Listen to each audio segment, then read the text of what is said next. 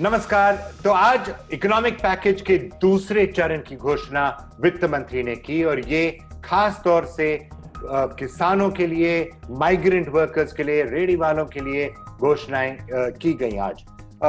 खास तौर से माइग्रेंट वर्कर्स, हम कई हफ्तों से देख रहे हैं किस किस्म से माइग्रेंट वर्कर्स को दिक्कतों का सामना करना पड़ रहा है।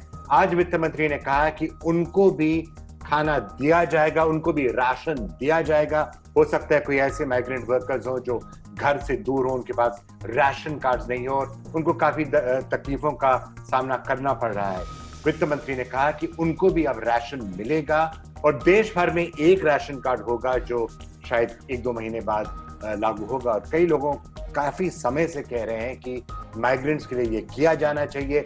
जब देश में इतना सारा खाना, इतना सारा अनाज गोदाम में बंद है, तो क्यों नहीं हम लोगों को खुले तौर से दे रहे हैं। तो आज उसमें कुछ कदम वित्त मंत्री ने उठाए हैं, उसके बारे में और जो अन्य योजनाएं हैं उनके बारे में अब हम आपको पूरी जानकारी देते हैं। 20 लाख करोड़ के महापैकेज में गुरुवार को राहत पार्ट 2 की बारी थी। आत्मनिर्भर भारत अभियान के तहत दूसरे दिन वित्त मंत्री ने प्रवासी मजदूरों, किसानों और रेहड़ी पटरी वालों के लिए राहत का पिटारा खोला। सबसे पहले बात प्रवासी मजदूरों की। मनरेगा के तहत दैनिक दिहाड़ी को 182 रुपए से बढ़ाकर 202 रुपए कर दिया है।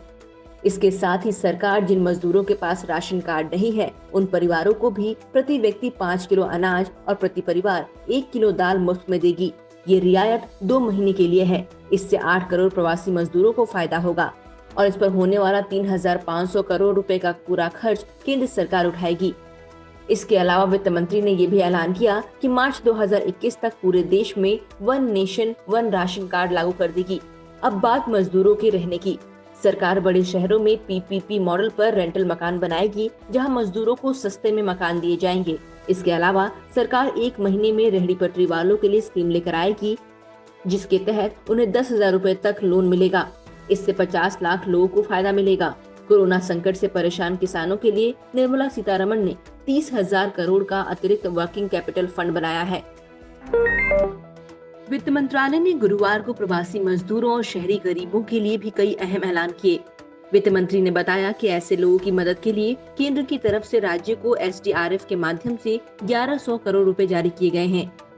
मंत्रालय के मुताबिक मनरेगा के तहत प्रवासी मजदूर अब खुद को अपने गृह जिले में भी पंजीकृत करवा सकते हैं। इसके अलावा मजदूरों की दैनिक दिहाड़ी को भी 182 रुपए से बढ़ाकर 202 रुपए किया गया है। साथ ही मंत्रालय ने इस तबके की मदद के लिए 4200 सेल्फ हेल्प ग्रुप बनाए हैं। जिलों में देश भर में चलाई जा रही है कि ये जो वापस यहाँ से हमारे प्रवासी मजदूर गए, अगर वो चाहें तो वहाँ पर भी अपने आप को रजिस्टर कराकर काम ले सकते हैं और इसके लिए राज्यों और यूनियन टेरिटरीज को निर्देश दे दिए गए हैं।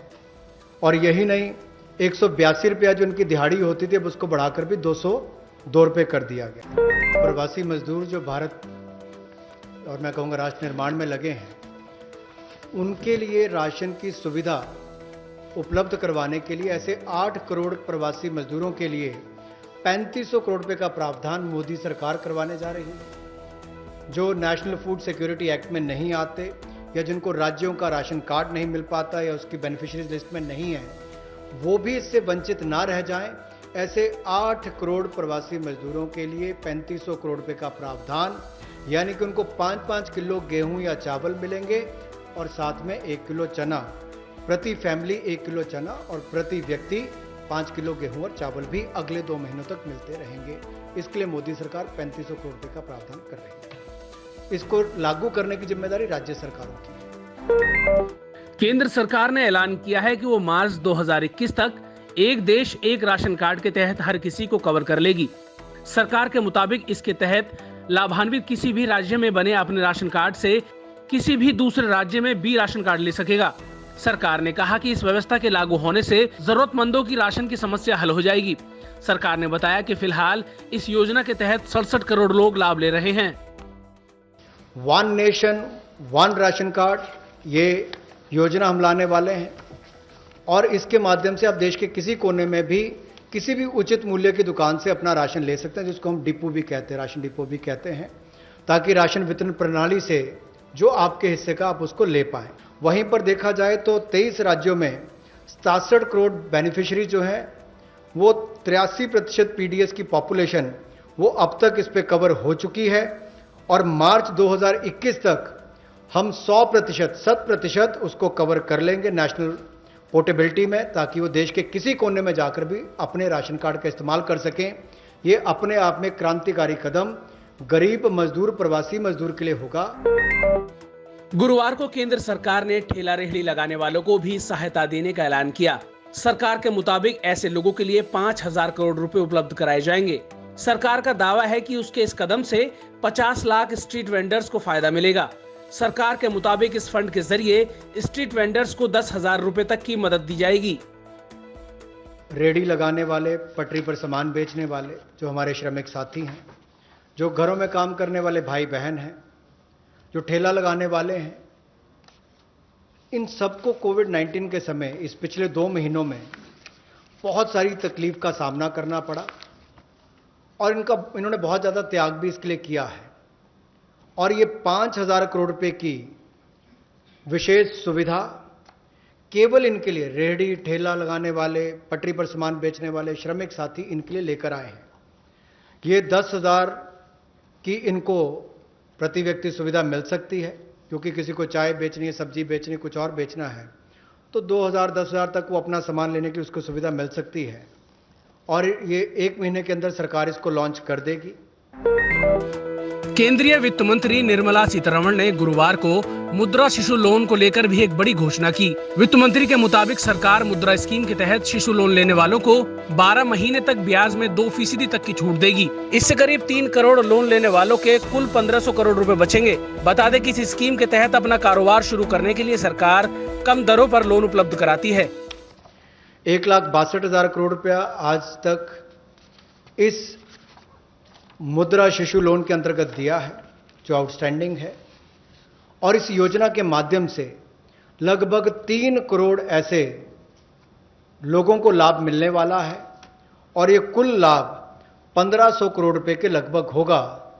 जो देश भर में मुद्रा शिशु लोन वाले हैं, उनको 1,500 करोड़ रुपए का लाभ इस योजना के माध्यम से मोदी सरकार देगी कि उनके ब्याज में 2% की राहत, छूट नरेंद्र मोदी जी की सरकार वहन करेगी, यानी कि मोदी सरकार उसका खर्चा उठाएगी और गरीब को राहत देगी। प्रधानमंत्री के आर्थिक पैकेज का ब्रेकअप ब्यौरा देते हुए केंद्रीय वित्त मंत्री निर्मला सीतारमण का गुरुवार को फोकस किसानों पर रहा। वित्त मंत्री ने किसानों को उनके ऋण से ब्याज पर सहायता देने का ऐलान किया और कहा कि फसल ऋण पर इंटरेस्ट सबवेंशन यानी ब्याज पर छूट जारी रहेगी और ये राहत 3 महीने तक दी जाएगी। इसके अलावा सरकार ने 25 लाख नए किसान क्रेडिट कार्ड्स देने का भी ऐलान किया है। 3 करोड़ किसानों के लिए जो कृषि ऋण है वो 4,22,000 करोड़ के वो अवेल कर चुके हैं। पिछले 3 महीनों में उसके लिए लोन मोरेटोरियम दिया गया है, ताकि उनको उसमें छूट दी गई है कि 3 महीने तक उनको वापस नहीं करना है। इंटरेस्ट सबवेंशन दी है, ब्याज पर सहायता दी है, त्वरित भुगतान यानी कि प्रॉम्प्ट रीपेमेंट करने पर इनको इंसेंटिव दिया है क्रॉप लोन्स पर। और ये भी जो 1 मार्च से उनकी ड्यू थी उसको बढ़ाकर 31 मई तक कर दिया है। 25 लाख नए किसान क्रेडिट कार्ड की मंजूरी दी है, जिस पर जो ऋण की लिमिट होगी वो 25,000 करोड़ होगी। गुरुवार को किसानों के लिए एक और महत्वपूर्ण ऐलान करते हुए केंद्रीय वित्त मंत्रालय ने कहा कि देश के छोटे और मझोले किसानों के लिए 30,000 करोड़ रुपए की अतिरिक्त सहायता जारी की जाएगी। सरकार के मुताबिक उसके इस कदम से 3 करोड़ छोटे और सीमांत किसानों को मदद मिलेगी। मंत्रालय ने ये भी स्पष्ट किया कि 30,000 करोड़ रुपए की मदद नाबार्ड की तरफ से पहले से ही घोषित की जा चुकी मदद से अलग होगी। हमारे छोटे और सीमांत किसान जो हैं, उनको लाभ देने के लिए ऐसे 3 करोड़ छोटे और सीमांत किसानों के लिए 30,000 करोड़ रुपए की अतिरिक्त सुविधा नरेंद्र मोदी जी की सरकार लेकर आई है। और ये 30,000 करोड़ 90,000 करोड़ जो नाबार्ड देता है उसके अतिरिक्त है। और ये सारा पैसा state cooperative bank, district cooperative bank, regional rural bank, इनके माध्यम से राज्यों को दिया जाएगा और इसका वितरण वहां पर किया जाएगा। ताकि छोटे और सीमांत किसानों को इसका लाभ मिल सके। कांग्रेस ने एक बार फिर वित्त मंत्री के किए ऐलानों पर निराशा जताई है। पार्टी नेता सुप्रिया श्रीनेत ने कहा कि सरकार ने मजदूरों को दूध में से मक्खी की तरह निकालकर फेंक दिया है। उन्होंने कहा कि जिस तरीके से ऐलान किए जा रहे हैं वो सरकार का मानसिक दिवालियापन दिखाता है। कांग्रेस ने एक बार फिर मनरेगा को ग्रामीण भारत की अर्थव्यवस्था का आधार स्तंभ बताया और कहा कि मोदी जी इसी योजना का मजाक उड़ाते थे और आज यही योजना स्थिति को संभाले हुए है। वो बोली कि सरकार की योजनाएं किसी लोन मेले सरीखी हैं और मजदूरों किसानों के लिए सरकार कोई ठोस कदम नहीं उठा पा रही है। दिल्ली में कोरोना के मरीजों की संख्या 8,000 के पार पहुंच गई है। गुरुवार को 472 नए मरीज मिले, जिसके बाद यहां कुल मरीजों की संख्या 8,470 हो गई है। इसके साथ ही दिल्ली में कोरोना वायरस से मरने वालों की संख्या बढ़कर 115 हो गई है। इसके अलावा दिल्ली में 3,045 मरीज कोरोना से ठीक भी हुए हैं। राजधानी में लागू लॉकडाउन को लेकर मुख्यमंत्री केजरीवाल ने लोगों से राय मांगी थी, जिस पर केजरीवाल अब उपराज्यपाल अनिल बैजल के साथ विमर्श करेंगे।